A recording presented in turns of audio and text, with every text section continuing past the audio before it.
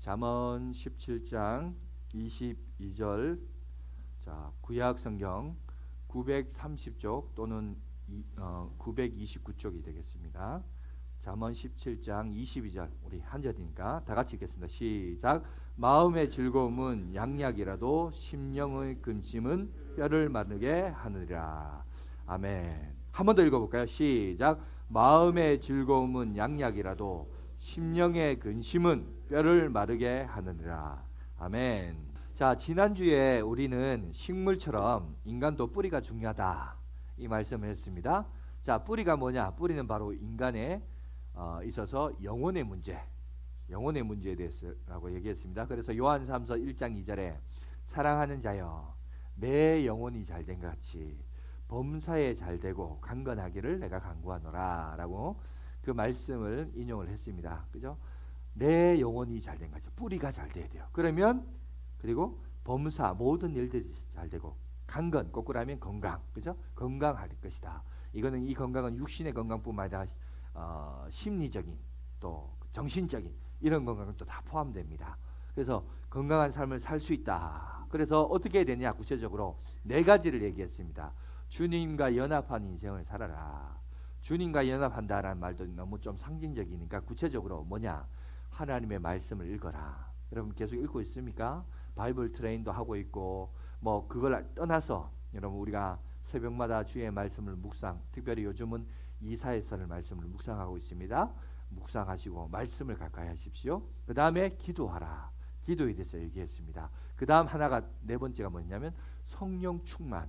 충만이란 것이 뭘 채운다, 메꾼다, 부족한 것이 채워져 간다 이런 게 아니라 성령 충만이라는 것은 지배한다, 지배를 받는다, 다스림을 받는다 이런 의미라고 얘기를 했습니다.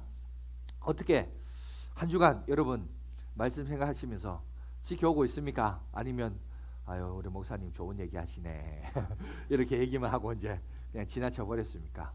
오늘은 이 부분에 대해서 좀 더 깊이 있게 한번 얘기를 다뤄보려고 합니다. 자, 오늘 뭐냐면 인간은 자 PPT를 하나 보시면 그림을 보시면 기본적으로 성경에 보니까 영혼과 육체로 구성이 되어 있습니다. 성경 그죠? 그렇게 되어 있는데 문제는 뭐냐? 좀 더 깊숙하게 세부적으로 들어가면 여러분 이 영혼하고 육체 사이에 뭐가 있냐면 자의식이 있어요. 자의식이 아마 스스로 의식한다는 거예요. 왜 이렇게 했냐면 하나님이 우리를 자신의 형상을 따라 하나님의 형상을 따라 우리를 만드셨기 때문에 우리를 여기 있는 리모컨이 아니에요. 버튼 누르면 움직이거나 로봇처럼 요즘 로봇도 요즘 뭐라 해요? AI라고 그럽니다. 뭔가 자의식을 가진 스스로 판단할 수 있고 결정할 수 있고 단순히 이제 리모컨 누르면 움직이는 그런 로봇이 아니라 그때마다 상황마다 움직일 수 있는 AI 로봇 뭐 이런 거를 만든다고 하잖아요. 그러니까 이런 하나님의 형상을 따라 지음을 받은 존재. 그런데 이게 다양하게 표현할 수 있어요. 영혼을 담는 그릇인 마음이라고 표현할 수도 있고 또 여러분 이거는 또 다른 어떤 부분에 있어서는 정신이라는 표현을 씁니다. 호랑이에게 잡혀가도 여러분 정신만 차리면 어떻게 된다? 살 수 있다. 그런 말이 있잖아요. 그죠? 여기서 정신. 또 운동선수들을 평가할 때 두 가지를 평가합니다. 육체적인 피지컬을 보고 두 번째 정신적인 멘탈을 봐요. 그래서 하여튼 뭐 다양하게 표현합니다. 마음, 자의식, 하나님 영상, 정신. 아니 너무 정신 없는데 중요한 거는 그냥 총괄해서 하나로 묶어서 말하자면 마음이라고 얘기를 하겠습니다. 그래서 여러분 여기 보시면 나라는 존재는 이렇습니다. 뭐냐? 바로 이 영혼과 육체와 자의식을 가진 이 마음이 따로 하나하나 분리된 게 아니라 우리가 이제 굳이 이해하기 위해서 하나하나씩 분리되어 있지만 사실은 이것이 다 서로 긴밀하게 연결되어 있고 다 어우러져서 이게 복합적으로 종합적으로 이게 총괄해서 그게 바로 뭐예요? 나라는 존재예요. 이게 육체 따로 영혼 따로 그리고 마음 따로 이게 아니고 다 연결되어 있어요. 그래서 여러분 영혼이 여러분 피폐하거나 침체되어 있으면 몸과 마음이 힘들어요. 그럴 때가 있습니다. 반대로 또 육체가 피곤하고 힘든데 옆에 와서 막 농담하고 시비 걸어요. 그러면 육체가 안 피곤할 때는 기분이 좋아서 같이 막 웃고 즐기는데 이 육체가 막 피곤한데 막 옆에서 그렇게 말하면 쓸데없이 막 짜증이 나고 분노가 막 치밀어 와요. 왜? 건강할 때는, 육신이 건강할 때는, 또 피로감이 없을 때는 그게 안 되는데 피곤하니까 이제 그런 것들이 오는 거예요. 반대로 또 정신적인 것도 마찬가지죠. 정신적으로 스트레스 많이 받고 또 받고 또 받으면 어떻게 되면 사람이 육체에 질병이 와요.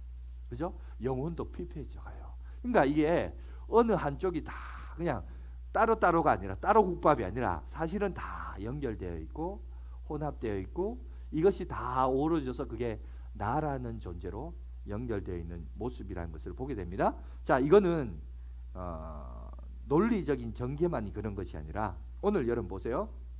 성경에도 그렇게 얘기하고 있습니다. 자, 성경을 한 구절 우리 찾아보는데 잠언 15장 13절의 말씀을 보시면 이런 구절이 있습니다. PPT를 보시든지 잠언이니까 여러분 성경을 한번 찾아보시면 한번 다 같이 읽어보겠습니다. 시작. 마음의 즐거움은 얼굴을 빛나게 하여도 마음의 근심은 심령을 상하게 하느니라. 여러분 여기 보니까 사람의 얼굴을 보면 그 사람의 마음 상태를 어느 정도 알 수 있다라고 얘기해요. 야, 그 사람의 속마음이 무슨 마음인가 몰라요. 그런데 얼굴 보면 충분히 알 수 있대요. 그걸 파악할 수 있고요. 반대로 근심하면, 마음의 상태가 그러면 이게 어디까지요? 영적인 상태까지, 심령을 상하게 한다. 영적인 상태까지 어떻게 된다? 상하게 만든다. 여러분 그걸 얘기하고 있습니다. 오늘 본문도 보세요. 17장 22절에 잠언에 보니까 마음의 즐거움은 양약이라도 심령의 근심은 뼈를 마르게 하느니라. 여러분 마음의 상태가 여기 보니까 우리의 육체의 상태에 영향력을 끼치고 있다라는 사실을 오늘 우리에게 얘기합니다. 그러니까 오늘 본문에서 여기 보시면 마음의 즐거움은 양약이다. 이 양약이란 말이 무슨 뜻일까요? 이 양약이란 말은 good medicine이라고 영어 성경으로 얘기인데 이게 무슨 말이냐면 효과 좋은 약, 효능이 뛰어난 약, 이런 것을 양약이라. 요즘 말로 말하자면 약간 야매 형식으로 말하자면 만병통치약. 이게 바로 양약이란 거예요. 그런데 반대로 마음의 근심은 뭐 한다고요? 뼈를 마르게 한다. 몸을 쇠약하게 하고 질병에 걸리게 한다. 그러니까 오늘 여기 열어서 이제 핵심이 뭐죠? 마음의 상태가 얼마나 중요하냐. 마음이 중요하다는 거예요. 그 마음이 결국은 영혼하고도 연관되어 있고 그 마음이 우리의 육신의 건강하고도 연관되어 있다. 이 사실을 오늘 우리에게 얘기하고 있죠. 그래서 결론적으로 우리가 잠언 여러분 4장 23절에 우리가 늘 제가 지금 계속해서 적용하고 있는 말씀인데 거기 보면 모든 지킬 만한 것 중에 더욱 내 마음을 지키라. 생명의 근원이 이에게서 남이니라. 그러니까 지킬 것 중에 뭘 지키라? 마음을 지켜라. 근데 마음을 지킨다. 어떻게 지킨다? 지난주에 제가 그랬죠. 총칼을 들고 지킨다. 지키자. 이게 아니고 하나님과의 관계를 통하여 지켜라 라고 했습니다. 그리고 그것이 바로 우리의 뿌리다.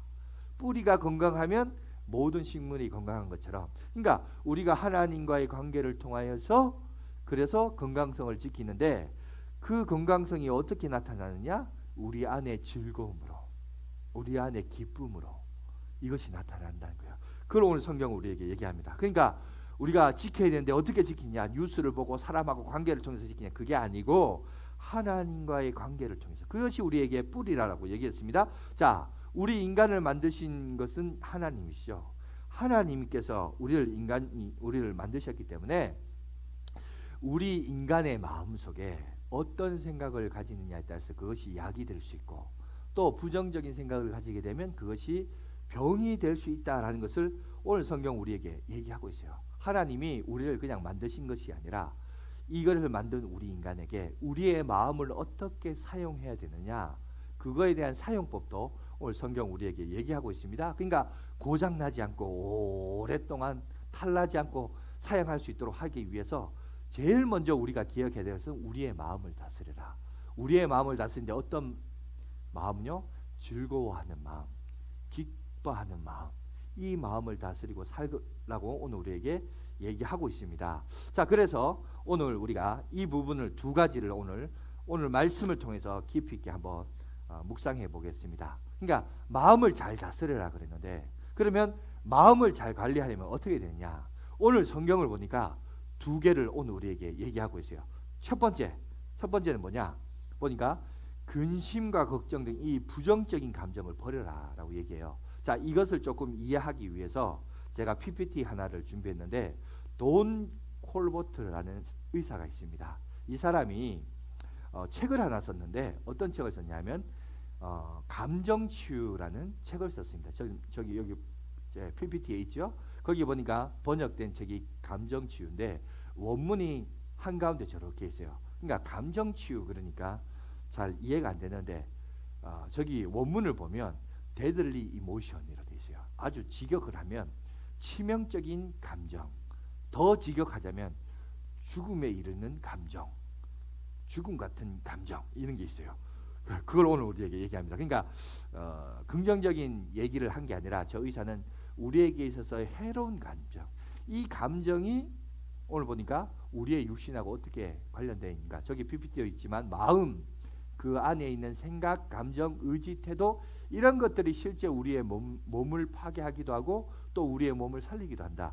이게 어떤 관계를 갖고 있는가라는 것을 썼던 책이에요. 그래서 이것을 단순히 어떤 야매로 그러니까 민간 의학이 아니라 좀 더 과학적이고 의학적으로 이거를 분별하고 해석한 책이 바로 이런 책입니다. 그런데 이 사람이 전문 의학으로 여러분 의사들을 위해서 이걸 쓴 책이 아니고 일반인들이 좀 보면서 읽어보라고. 그러니까 좋은 감정 어떤 감정을 가지는 것이 내가 생활하는데 얼마나 건강성을 가지느냐를 설명하기 위해서 우리에게 이걸 알려주고 있습니다. 그 내용에 보면 이런 내용이 있습니다. 수년 동안 질병에 걸려서 의사가 사형 선고를 내렸어요. 당신은 몇 개월밖에 살 수 없습니다. 수많은 사람들에게 그런 사형 선고를 내렸는데 그 사형 선고를 받은 환자들이 똑같은 반응과 똑같은 말을 한대요. 그게 뭔지 아세요? 이런 말을 했다고 합니다. 그 사람들이 뭐라고 했냐면 자기가 이 고통스러운 일에 대해서 내가 더 이상은 시간과 노력에 할애하지 않겠다. 이런 말을 했대요.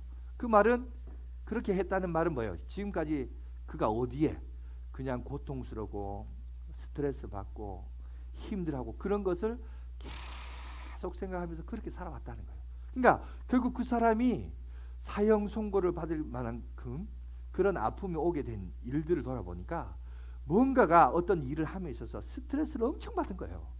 그런 일을 함에 있어서 너무 힘들게 고통 속에서 살고 그걸 참다 보니까 그게 육신의 질병까지 오게 됐고 그래서 결국 병원에 가서 사형 선고까지 받았던 이런 걸 보게 됩니다. 그러니까 이게 뭐냐? 결국 자기에게 있는 그 어떤 스트레스, 근심, 분노, 우울한 거 이런 것들이 결국 육신의 질병에 오게 됐다는 거죠. 여러분 오늘 본문도 보세요. 오늘 본문도 잠언 여러분 15장 13절 하반절과 잠언 17장 22절 하반절 이 PPT 제가 하나 준비했는데 노란색으로 된 거 한번 보여주시겠어요? 거기 보면 오늘 뒷부분을 먼저 봅시다. 자, 두 가지를 얘기하는데 앞부분을 이따가 얘기하고 오늘 부정적인 걸 먼저 할게요. 거기 보면 자 잠언 15장 13절 보세요. 마음의 근심은 심령이 뭐예요? 심령은 영혼을 말하거든요. 자, 마음의 근심은 영혼에게 치명적인 효과를 발휘한다고 합니다. 반대로 22절도 보니까 심령의 근심은 뼈를 말해요. 육신의 질병에도 여러분 그런 역할을 하고 있다는 것을 오늘 우리에게 얘기합니다. 물론 우리가 살다가 탈진을 당하거나 신체적인 고통을 당할 때 모든 것이 다 마음에서부터 오는 것은 아니에요. 그죠? 뭐 너무 과하게 몸을 사용하거나 사건 사고를 통해서 질병이 일어날 수도 있어요. 하지만 여러분 한번 여러분이 가지고 있는 질병들을 다시 한번 쭉 생각해 보세요. 생각해 보면 내 마음속에 뭔가가 스트레스를 받거나 심리적으로 쫓기거나 또 우울하거나 분노가 막 쌓이는데 이 분노를 표출하거나 또 표출하지 못해서 막 꾹꾹 참고 있거나 그러면 이게 다 어디로 온다고요? 육신의 질병으로 오고요. 영혼의 문제까지 심각한 타격을 줄 수 있다라고 성경이 얘기하고 있어요. 여러분 물론 심리학으로 그런 얘기예요. 약간의 여러분 스트레스, 약간의 긴장은 우리를 발전시킵니다. 저도 설교를 준비할 때 여러분 앞에서 설교하기 위해서 긴장을 해요. 그러니까 원고를 한 번 더 보고 설교 원고를 또 한 번 더 쓰고 여러분 앞에 이 설교를 했을 때 제가 이거 10번도 더 수정해요. 또 수정하고 지웠다가 이었다가 붙었다가 띄었다가 그냥 밑에 걸 위로 붙였다가 위에 걸 아래로 붙였다가 이걸 이었다가 뺐다가 막 이럴 때가 많거든요. 하여튼 여러분 앞에 10분 20분 전만 하더라도 또 하나 없던 걸 또 엮고 막 이렇게 했습니다. 이게 수도 없이 합니다. 그러니까 자기 발전과 비전을 위해서 약간의 긴장과 여러분 스트레스는 필요합니다. 그런데 필요 이상의 스트레스, 너무 치명적인 스트레스, 반복적이고 습관적인 스트레스, 여러분 그것은 우리의 마음에 여러분 스트레스뿐만 아니라 이것이 육신의 질병, 심지어 한 걸음 더 나아가서 영혼의 문제까지 여러분 근심에 이르게 하는 그런 모습을 오늘 우리에게 얘기하고 있습니다. 그래서 오늘 여기 보시면 티벳의 경험 가운데 이런 말이 있습니다. 자, 해결될 문제라면 걱정할 필요가 없고 해결이 안 될 문제라면 걱정해도 소용없다. 참 세상 사람들의 얘기지만 거기서도 좋은 교훈을 우리에게 알려주고 있어요. 해결될 문제니까 걱정하지 마라. 그런데 해결이 안 될 문제면 걱정해도 소용없다. 다시 말해서 어떤 상황인지 걱정해봐야 아무런 유익이 없다는 거예요. 여러분 세상 사람도 그렇게 얘기하고요. 성경에도 그런 얘기 있습니다. 뭐라고 했냐? 마태복음 6장 27절에 보면 이런 얘기가 있습니다. 너희 중에 누가 염려함으로 그 키를 한 자라도 더할 수 있겠느냐? 여러분 예수님 시대도 여러분 키 작은 것이 고민이었습니다. 여러분 키는 2000년이 지나도 여러분 인간의 어떤 열등감과 우월감의 기준이 되는, 제가 키가 커서 그는 스트레스는 없는데 키 작은 사람들은 이것도 스트레스를 가져야 돼요. 그래서 예수님도 너희가 걱정함으로 키가 크겠느냐 지금 그런 얘기를 하고 있습니다. 그러니까 영향력이 없다라는 거예요. 그런데 여러분 부정적인 것은 영향력이 아주 강력해요. 얼마나 강력하냐? 이 부정적인 생각은 창조적인 것이 아니라 파괴적인 것이고 계속 우리로 하여금 근심하게 합니다. 그래서 성경도 그렇고 아까 앞에서 말했던 전문의들의 의학들도 뭐라고 얘기하냐면 근심 걱정하는 것을, 그런 태도를 버려라고 얘기해요. 그런 자세 태도를 다시 한번 돌아보라고 얘기합니다. 그걸 오늘 우리에게 얘기하고 있습니다. 여러분 우리가 근심할 수 있는 상황, 근심할 수 있는 배경, 우리는 그걸 어떻게 할 수 없어요. 그죠? 그러나 그 상황 속에서 내가 근심하고자 하는 태도, 그런 근심을 가지려고 하는 우리의 감정, 이건 우리가 얼마든지 조절을 할 수 있고 여러분 올바른 태도를 가질 수 있다는 것을 성경도 얘기하고 전문의들도 그런 얘기를 하고 있습니다. 구체적인 예를 제가 한번 들어볼게요. 아까 그 말했던 돈 콜버트라는 박사가 뭐라고 얘기했냐면 PPT 하나 보여주시기 바랍니다. 거기 보면 이 사람이 이런 얘기합니다. 맞아요. 상황은 통제할 수 없습니다. 그죠? 상황은 통제가 안 돼요. 하지만 태도는 우리가 통제할 수 있습니다. 얼마든지 그 상황에 대한 나의 태도는 바꿀 수 있다라고 해요. 근데 사람들은 어떻게 생각합니까? 그 상황에 똑같이 그 상황으로 그 감정을 가지게끔 해요. 그렇게 내버려 두지 말라고 해요. 여러분 아무리 힘들면 힘들다고 힘든 상황으로 내버려 두면 안 돼요. 그 상황에 대한 나의 태도는 얼마든지 통제할 수 있고 바꿀 수 있습니다. 제가 신학교 시절에 많이 본 책들 중에 달라스 신학교 총장이었던 찰스 스윈돌 목사님이 있습니다. 그 교수님이 이런 얘기합니다. 거기도 한번 PPT 보여주시면 이렇게 얘기합니다. 뭐라고 얘기하냐면 우리의 태도가 우리의 삶에 끼치는 영향력을 말로 다 표현할 수 없습니다. 살면 살수록 더욱 확신하게 되는 것은 삶이란 자신에게 일어난 일에 어떻게 반응하냐에 90%가 달려있다라고 해요. 그러니까 어떤 상황이 어떤 환경이 만들어지면 내가 어떻게 할 수 없어요. 그런데 그 상황에 대한 내 태도에 따라서 어떻게 반응에 따라서 내 인생이 바뀌어지는 것은 90% 효과를 볼 수 있대요. 그걸 지금 오늘 성경에 여러분 달라스 우리 신학교 교수님이 그런 얘기를 하고 있습니다. 여러분 그거는 교수님만 얘기한 게 아니고요. 여러분 이 상황에 대해서 성경도 우리에게 얘기합니다. 여러분 예수님도 뭐라고 해요? 근심하지 말라. 염려하지 말라. 여러분 근심할 수 없는 상황 속에 여러분 우리가 근심이란 것을 내가 조절할 수 없는데 하나님이 근심하지 말라고 말했겠어요? 컨트롤할 수 없는데 컨트롤할 수 있는 능력이 없는데 하나님이 너희 보고 염려하지 말라 그렇게 해서 그 말은 너희가 그걸 조절할 수 있는 능력이 있고 조절할 수 있는 그런 지혜가 여러분 우리 가운데 있기 때문에 그걸 하지 말라는 거 아니겠어요? 그런데 사람들은 본능에 의해서, 본능적인 감정에 의해서 어떻게 하느냐? 자꾸 거기에 빠져들어요. 거기에 스며들어요. 그래서 계속 근심해요. 근심하면 오늘 본문에서 말했지, 우리의 육체를, 우리의 뼈를 상하게 하고, 심지어 한 걸음 더 나가서 우리의 심령까지도 공격을 당한다고 말하고 있어요. 그러니까 오늘 저와 여러분들이 오늘 기억해야 될 것은, 상황은 우리가 어떻게 할 수 없어요. 환경 어쩔 수 없어요. 그런데 그 환경과 상황에 내 태도와 자세는 얼마든지 내가 바꿀 수 있고 변경시킬 수 있고, 그리고 그 변경된 태도와 자세를 가지고 살아갈 때 얼마든지 그 상황을 역전시킬 수 있는 확률이 몇 퍼센트 된다? 달라스 신학교 보니까 90%가 된다. 그 얘기를 오늘 우리에게 얘기합니다. 그러니까 너무 거기에 빠져들지 마십시오.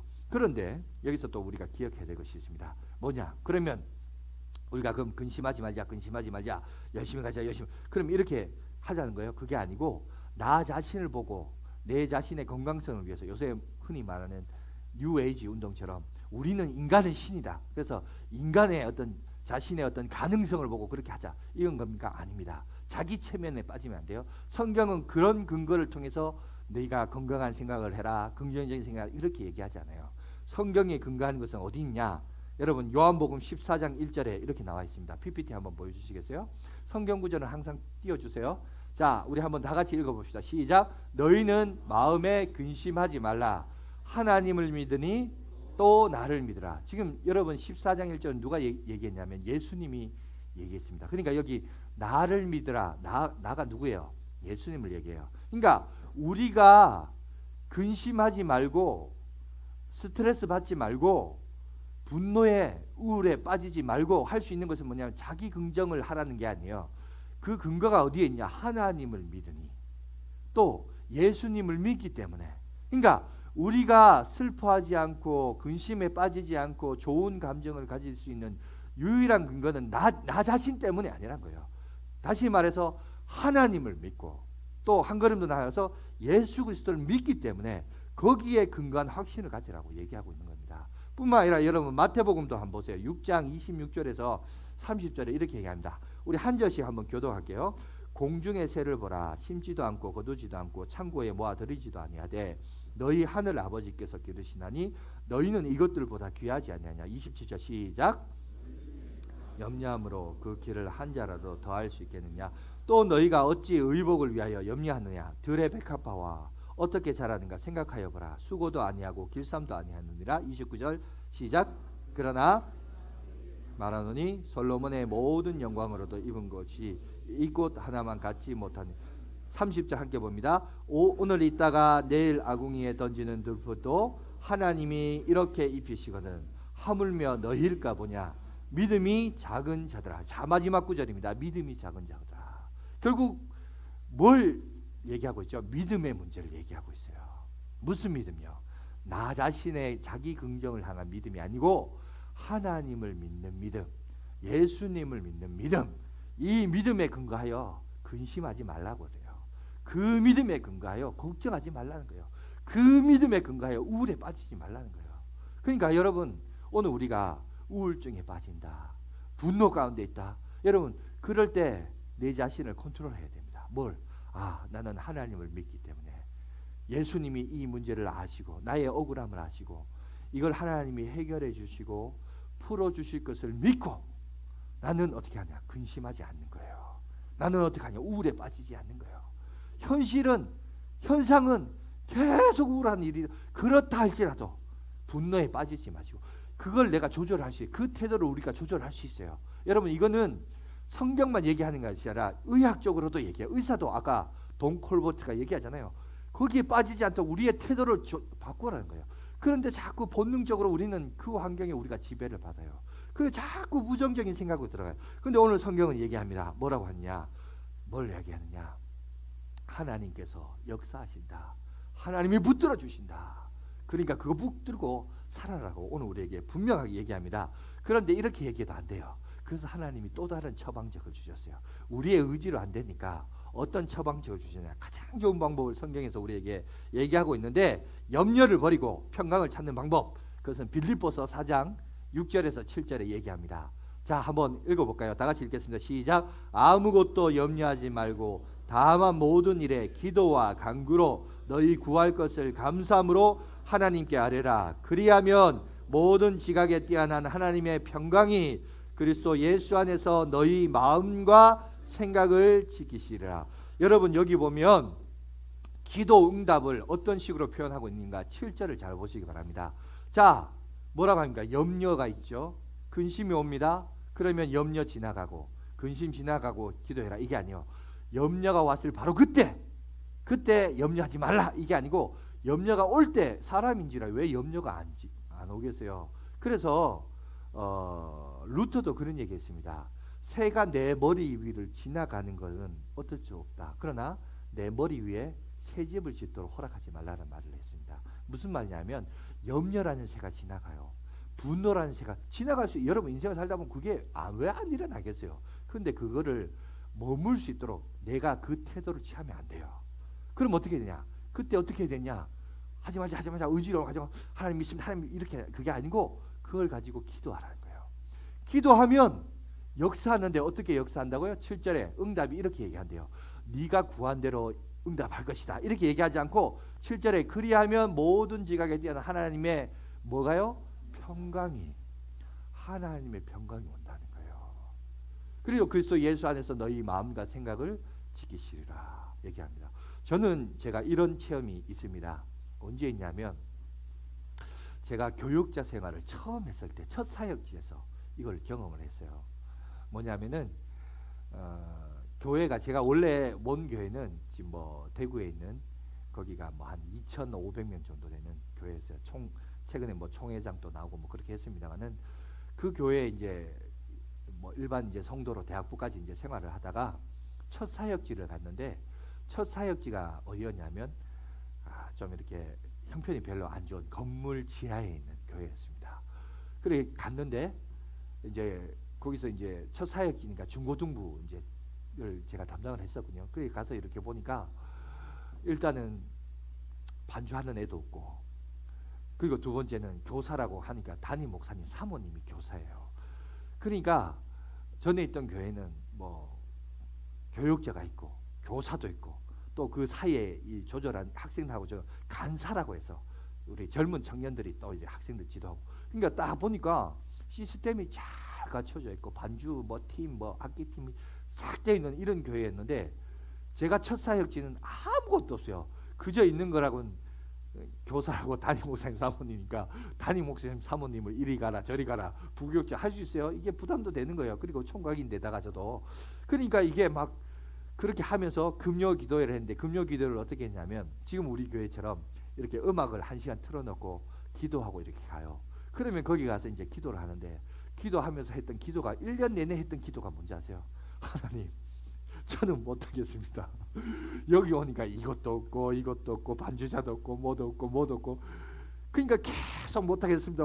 이게 뭐 이런 교회에서 내가 뭘 할 수 있습니까? 교육자도 처음이고 누군가 나한테 가르쳐준 이도 없고 뭐 목사님은 네가 알아서 해보라 그러는데 이건 뭘 어떻게 해야 될지도 모르겠고 뭐 그러니까 그때 그래서 제가 그때부터 이제 기타를 배우기 시작하고 했었는데 그러면서 제가 했던 기도가 뭐냐면 1시간 내내 이유를 찾는 거예요. 못하는 이유를. 그런데 다른 아니나 다를까 같이 왔던 이제 교육자 중에 한 분은 저보다 한 달 뒤에 오셨는데 그분은 한 주 와가지고 이제 이렇게 예배 시간에 인사했습니다. 앞에 인사하고 했는데 그 다음 주 딱 되니까 목사님 막 당황을 하는 거예요. 당황하는데 알고 보니까 한 주 만에 이 교회 와보니까 아무것도 없으니까 그냥 사임하고 나간 거예요.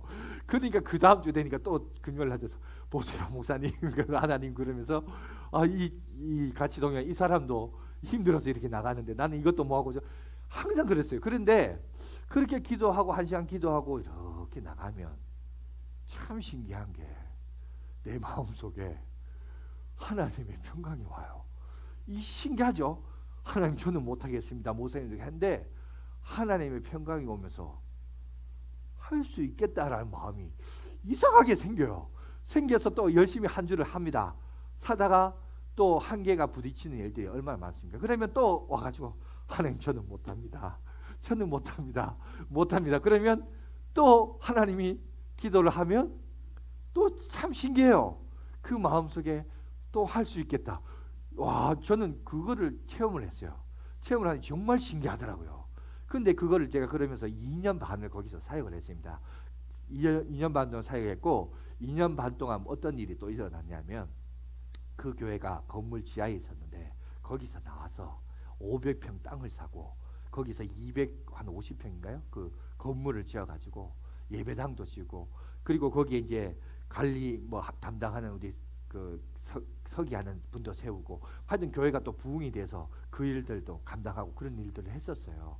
근데 참 하나님께서 그런 경험을 저는 체험하도록 인도해 주셨습니다. 여러분들도 정말 한번 그걸 한번 경험해 보시기 바랍니다. 안 되는 이유들이 너무 많아요. 정말 앞이 깜깜할 때가 많아요. 여러분 그때 정말 주님 앞에 나와서 기도해 보십시오. 정말 하나님 앞에 구해보세요. 하나님 우린 이것도 없고 저것도 없고 나는 이것도 안 되고 저것도 계속 기도해 보면 그 기도 속에 하나님의 응답이 있어요. 정말 이 말씀처럼 하나님의 평강이 찾아오고요. 그래서 하나님의 평강이 찾아와서 끝에 뭐라고 되어 있죠? 너희 생각과 뭘 지키신다? 마음을 지켜주신다. 그게 응답이에요. 하나님께서 네 소원대로 될 것이다 이게 아니라 너의 마음과 생각을 지켜주셔서 그래서 어떻게 하냐? 너를 통해서 하나님이 뭘 하신 거예요? 응답하도록 역사하는 거예요. 우리는 그렇잖아요. 나는 가만히 있고 하나님이 나타나셔서 다 해결하세요. 짜자잔 다 해결하죠. 나는 발만 담그겠습니다. 이거잖아요. 근데 그게 아니고 하나님은 실제 어떻게 해야? 하나님은 기도를 하시고 그리고 그 기도하는 사람을 통해서 역사하십니다. 근데 그 사람이 하나님의 도구가 되려면 어떻게 할까요? 그 사람이 부정하거나 그 사람이 불안하거나 그 사람이 심리적으로 요동하면 아무것도 못해요. 그래서 하나님은 그 사람의 마음에 그리스도의 평강을 주십니다. 할 수 있겠다는 능력도 주셔요. 그래서 그 사람이 처음 가진 생각, 그 사람이 처음 가진 의도와 마음 붙드신 거예요. 그래서 그것이 이루어지도록 역사하시는 이게 그래서 내가 한 것 같지만 내가 한 게 아니라 누가 하신 거라? 하나님 하신 거. 이걸 보게끔 하시는 거예요. 이런 경험이 있는 겁니다. 그러니까 여러분 불안함이 옵니다. 여러분 근심이 와요. 이게 없을 수 없어요. 분노가 생겨요. 우울이 와요. 그런데 이런 감정과 태도를 계속 취하지 마시고 이거를 믿음으로 극복하셔야 되는데 어떻게 해야 되냐? 기도의 자리로 나가라는 거예요. 기도하면서 여러분 불안한 거 있으면 왜 불안한지도 얘기하시고 염려가 있으면 왜 염려가 일어나는지 내가 우울하면 왜 내 지금 이 환경이 우울한지 다 토해내세요. 하나님 앞에 다 토해내면 하나님이 들으십니다. 그러면서 내 마음에 그리스도의 평강이 와요. 그러면서 그 환경이 바뀌는 게 아니라 누가 바뀌는 거예요? 내가 바뀌는 거예요. 내가 바뀌니까 나를 통해서 하나님이 그 환경까지도 변화시키는 은혜가 있습니다. 여러분 그걸 체험하시기 바랍니다. 그걸 오늘 성경 우리에게 얘기합니다. 자, 두 번째 마음을 관리하는 두 번째 방법은 뭐냐? 기뻐하고 즐거워야 됩니다. 아까 우리 15장 13절 A가 앞부분 앞절 있고 17장 22절 있죠? 자, 저 PPT로 나왔는데 노란색 글자를 보면 그죠? 마음의 즐거움은 얼굴을 빛나게 하여도. 자, 이 부분부터 봅시다. 여러분 우리는 의사가 아닙니다. 의사가 아닌데도 불구하고 상대방 얼굴을 보면 그 사람의 상태를 어느 정도 알 수 있습니다. 저 사람 좀 이상하다. 조금 신사롭게 보인다. 이걸 볼 수가 있죠. 그죠? 여러분 그러니까 결국 뭐냐? 얼굴을 통해서 마음을 통해서 그 얼굴을 보면서 얼굴빛을 보면서 그 사람의 마음 상태를 어느 정도 알 수 있다는 거죠. 여러분 아무리 여자가 예뻐도 여러분 아무리 남자가 호감이 가는 얼굴이라 할지라도 그 사람이 기쁨이 없고 즐거움이 없으면요 여러분 사람들이 그 사람한테 다가가지 않아요. 처음에는 얼굴이 예쁘니까 처음에는 여러분 남자가 호감이 가는 얼굴처럼 생겼으니까 관심이 가요. 그런데 자꾸 얼굴이 썩을 표정이야. 그죠? 자꾸 얼굴이 뭔가 기쁨이 없어. 그러면요 사람이 그 사람한테 안 다가가요. 부담스러우니까. 그런데 정작 지는 몰라요. 왜 사람들이 나한테 안 오는지를 몰라요. 그러면 저는 목사라는 계급을 띄고 속으로는 그래요. 네 얼굴이 썩었어 그래 막 이렇게 말하고 싶은데 목회자라 함부로 그렇게 말은 못하는데, 여러분 그럴 때는 여러분 스스로 봐야 돼요. 내 마음이, 이게 인간관계도 그래요. 반대로 얼굴이 그저 평범해요. 그냥 얼굴이 그냥 사람같이 생겼어요. 그런 얼굴인데, 근데 그 사람 보면 항상 웃어. 항상 눈과 눈을 마주치고 대화의 수준이 그 사람에게 맞춰주고 관심 가져 있고, 그러면요 그 사람은 항상 사람들이 붙어요. 그죠? 연결되어 있어요. 그러니까 여러분 그런 부분도 있어서 지혜가 정말 필요합니다. 자, 제가 PPT 하나 준비했는데 거기 한번 보여주시면, 정신신경면역학이라는 이 학문이 있습니다. 이 학문은 뭐냐면 과학적으로 우리들의 마음과 몸이 어떻게 연결되는가 이거를 규명하는 그런 학문이거든요. 여러분 거기 보면 마음속에 있는 스트레스, 분노 이런 것들이 면역력이 어떤 관계가 있는지, 그 마음의 상태를 바꿔서 면역력을 어떻게 증가시키는지 연구한 학문이, 이걸 과학적으로 연구한 학문이 그런 학문입니다. 그런데 제가 한 사람을 한번 소개하려고 합니다. 노먼 컬슨이라는 사람이 있습니다. 다음 그림 보여주시면 저렇게 생겼어요. 저런 사람이 있는데, 저 사람이 직업이 뭐냐, UCLA 의과대학 교수입니다. 그런데 이 사람이 그러면 전문의 의학 공부를 했냐? 아니요, 공부를 안 했어요. 의학 공부를 안 한 사람이 의대 교수예요. 원래 이 사람은 뭐냐면 세덜데이라는 잡지 편집자 출신이었습니다. 그런데 이 사람이 의과대학 교수예요. 여러분 왜 의과대학 교수가 됐냐면, 이 사람이 어느 날 몸이 조금 안 좋아서 병원을 갔습니다. 병원에 가니까 의사가 뭐라고 했냐면, 저기 글자가 나와 있죠, 제일 마지막에 변명이 나왔는데, 그게 바로 경직성 교착 척추염이라는 병에 걸렸어요. 이 병이 뭐냐면 뼈와 뼈 사이에 밑근액이 나와야 되는데 사람이 이게 안 나와요. 안 나오면서 뼈 사이 조직이 파괴되고 점점점 몸이 굳어가요. 시멘트처럼 굳어가요. 그렇게 굳어가다가 나중에 죽는 병이에요. 불치병입니다. 그래서 의사가 아주 잔인한 객관적인 현실을 말합니다. 이 병은 500명이 걸리면 490명이 죽고 499명이 죽고 한 명만 살 수 있습니다 라고 했습니다. 여러분 보통 이런 얘기하면 어떤 마음이 듭니까? 아유 499명이 죽었네, 다 죽었네, 아이고 그래 나는 죽겠네, 이렇게 생각하잖아요. 근데 저 컬슨이라는 사람이 뭐라고 했냐면, 499명이 죽는데 한 사람이 산다? 그러면 그 한 사람이 어떻게 해서 살 수 있었지? 어떻게 하면 나도 그 한 사람이 될 수 있지? 이런 생각을 한 거예요. 참 독특한 사람이죠. 그래서 그 긍정의 힘을 가지고 찾아다녔습니다. 책도 보기도 하고 운동도 열심히 하기도 하고 했습니다. 그러다가 어떤 책을 봤냐면 이 책을 봤습니다. 그 하나 좀 보여주시겠어요? 한스 셀리에라는 몬트리올 대학의 이 사람이 쓴 책인데, 삶의 스트레스라는 책을 이렇게 그가 한번 읽어봤는데, 그 책을 읽다가 문제는 뭐냐면 그 책의 내용이 아니에요. 그 책 앞부분의 표지에 보면 무슨 문장 하나가 있는데 그 문장을 주목을 했답니다. 그 문장을 붙들면서 했는데 그게 뭔지 아세요? 이렇게 적혀 있답니다. 마음의 즐거움은 양약이다. 여러분 그거 어디에 나왔어요? 어디 들어봤죠? 성경에 나온 구절이에요. 이게 자기 눈에 확 들어온 거예요. 그러면서 이 문장을 붙들어, 마음의 즐거움은 양약이다. 그러면서 그때부터 이 사람이 뭘 구체적으로 했냐면, 병원에서 이렇게 누워 있으면서 웃었답니다. 막 억지로 웃었대요. 막 웃으면서 늘 웃으면서 웃을 일이 없는데도 불구하고 계속 웃었답니다. 계속 웃으면서 며칠을 지났는데, 며칠이 딱 지나니까 자기 이 손가락이 움직이기 시작한 거예요. 실제로. 그래서 자기 아내한테 불러가지고 봐라고, 내 지금 손가락이 움직인다고 그렇게 얘기한 거예요. 모든 뼈가 막 시멘트에 굳어져 가는데 이 손가락이 움직이기 시작. 그러면서 계속해서 막 웃었답니다. 얼마가 웃었냐? 1년 내내 웃었답니다. 1년 동안 계속 미친 사람처럼 막 이렇게 웃었답니다. 웃으니까 1년이 지나니까 그 병이 싹 다 낫다고 합니다. 믿으십니까?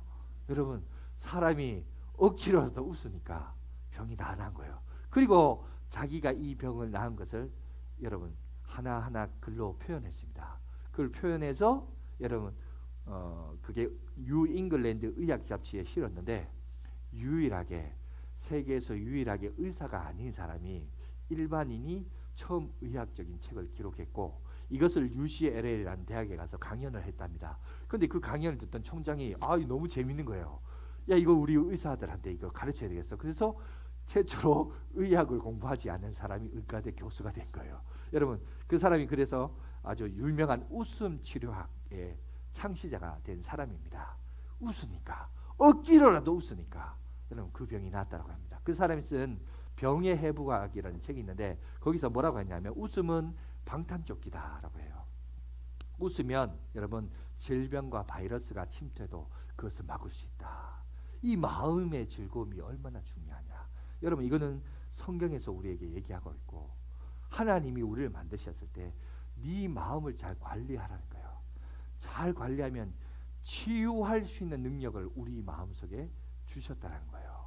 그만큼 여러분 마음이 중요하다는 겁니다. 여러분, 성경의 또 다른 예를 한번 들어볼까요? 여러분, 하박국이라는 선지자가 있습니다. 이 하박국의 선지자는 늘 그의 환경을 볼 때 없는 게 너무 많아요. 뭐도 없고 뭐도 없고 뭐도 없고 뭐도. 마치 저하고 똑같은 것 같아요. 첫 사역지에 갔을 때 하나님 이 교회는 이것도 없고 저것도 없고 저것도 없고 사람도 없고 뭐 저도 막 그랬던 것 같은데 여러분, 하박국도 여러분 3장 17절에서 19절에 보니까 똑같이 이런 얘기합니다. 제가 한번 교독하면서 읽어보겠습니다. 17절 제가 읽을게요. 비록 무화과 나무가 무성하지 못하며 포도에 열매가 없으며 감람나무에 소출이 없으며 밭에 먹을 것이 없으며 우리의 양이 없으며 외양간에 소가 없을지라도 18절 시작. 말미암아 즐거워하며 나의 구원의 하나님으로 말미암아 함께 봅니다. 19절 주 여호와는 나의 힘이시라. 나의 발을 사슴과 같게 하사 나를 나의 높은 곳으로 다니게 하시리로다. 아멘. 여러분, 여기 보세요. 내 삶은 비록 힘듭니다. 어렵습니다. 그죠? 그런데 그리스도인은 결과가 힘이 아니에요. 원인이 힘이에요. 여러분, 결과가 이런 결과가 왔기 때문에 슬퍼하는 거 아니에요. 여러분, 비록 하나님의 은혜 때문에 내가 즐거워하는 게 아니에요. 원인이요. 하나님으로 하나님 한 분만으로 내가 그로 인하여 기뻐하고 즐거워하니까 그 한 분만으로 인해서 어떻게 보냐? 은혜가 내게 임하는 거예요. 내가 은혜가 임해서 기뻐하는 게 아니라 하나님으로 인하여 기뻐하니까 은혜가 임하는 거예요. 이해가 되세요? 순서를 여러분 잘 보시라는 거예요. 환경과 조건이 다 없어요. 부족하고 없어요. 그죠? 하박국도 보세요. 이것도 없고 저것도 없고 저것도 없고 이것도 없고 다 없어요. 근데 뭐가 있는 거예요? 나는 여호와로 인하여, 여호와 그분으로 인하여 기뻐한다. 하나님, 원인이 되시는 하나님이 나와 함께 하시고 그분으로 인하여 기뻐하면 나머지 모든 것들이 다 따라온다는 겁니다. 그걸 오늘 우리에게 분명하게 얘기하고 있습니다. 여러분, 그리스도인은 기쁨이 성도의 표징입니다. 표징입니다. 표징. 여러분, 중세 시대 때 자, 왕이 어떤 성에 들어가면 그 성에 왕이 있는지 없는지를 뭐로 알고 있냐면 깃발이요. 깃발이 높이 왕을 상징하는 깃발이 이렇게 비춰져 있으면, 세워져 있으면 아, 저 성 안에 왕이 있구나라는 것을 알 수 있습니다. 그리고 왕이 다른 곳으로 이제 출장을 나가나 성 밖으로 나가면 깃발 든 사람이 왕 앞서서 깃발을 들고 나갑니다. 그러니까 여러분 마찬가지입니다. 웃음은 마치 우리의 그리스도의 임재의 깃발과 같아요. 즐거움은, 기쁨은 여러분 그리스도를 나타내는 깃발과 같습니다. 내가 기뻐한다는 것은 내 안에 누가 있다는 거예요. 우리의 왕 대신 그리스도가 임재하고 있다는 겁니다. 그리고 내가 어디를 가든지 깃발은 먼저 갑니다. 내가 어디를 가든지 내 속에 웃음의 바이러스가 있고 즐거움의 여러분 증표가 있다는 것은, 그죠? 하나님이 나와 함께 하시고 동행하시고 역사하신다는 사건을 오늘 우리에게 얘기하고 있습니다. 여러분, 모든 것이 다 있다고, 모든 것을 다 가졌다고 여러분 부자라고 기뻐하는 게 아니에요. 문제가 없다고 기뻐하는 게 아닙니다. 우리 인생은 사실 문제의 연속입니다. 그죠? 그런데 그 문제에 대한 결과로 인하여 기뻐하지 마시고 원인인 바로 여호와 하나님, 그 하나님을 인하여 기뻐하는 저와 여러분이 되시길 바랍니다. 그런 기쁨이 여러분 얼굴낯을 밝게 하고 여러분의 심령을 살린다는 거예요. 여러분, 그렇다면 다시 한번 여러분 스스로 한번 돌아보시기 바랍니다. 내 속에 기쁨이 있는가? 기쁨이 없는가?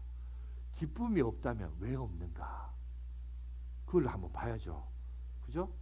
또 다른 얘기를 드리자면 내 속에 내 주변에 친구가 있느냐 없느냐? 왜 내 주변에 사람이 없지? 그러면 제일 첫 번째는 남 탓하지 마시고 자기를 돌아봐야 돼요.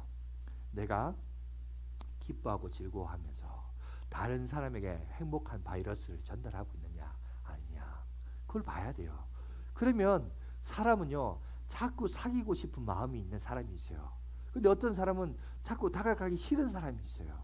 그러면 그걸 보면서 자기를 컨트롤해야 돼요. 그러면서 서로 관심을 가지고 그 사람 눈높이에서 같은 시각을 바라보면서 웃고, 그죠? 대화하고, 그래야 관계가 발전이 되고 그래야 진보가 있는 거예요. 여러분, 그런데 그 웃음의 근거가, 그 기쁨의 근거가 어디서 오느냐? 웃자 웃자 웃자, 그 자기 체면이 아니고, 여러분, 억지로 웃는 웃음 치료도, 그래서 웃으니까 치료가 병이 나았는데 그것도 있지만 더 근원적인 것은, 우리의 근원은 하나님으로 인한 즐거움. 하박국이 말했던 것처럼 나는 이것도 없고 저것도 없고 저것도 없고 이것도 없지만, 그러나 내가 여호와로 인하여 기뻐하고 즐거워하면, 기뻐하고 즐거워하기 때문에 기쁜 일들도 오는 거고 즐거운 일들도 오게 되는 겁니다. 믿습니까? 아무쪼록 기쁨에 거하는, 기쁨이 있는 영성을 가지셔서 이 세상 속에서 정말 감사의 제목들이 넘쳐나는 그런 삶을 살아가는 저와 여러분들이 되시길 간절히 바라겠습니다. 기도하겠습니다.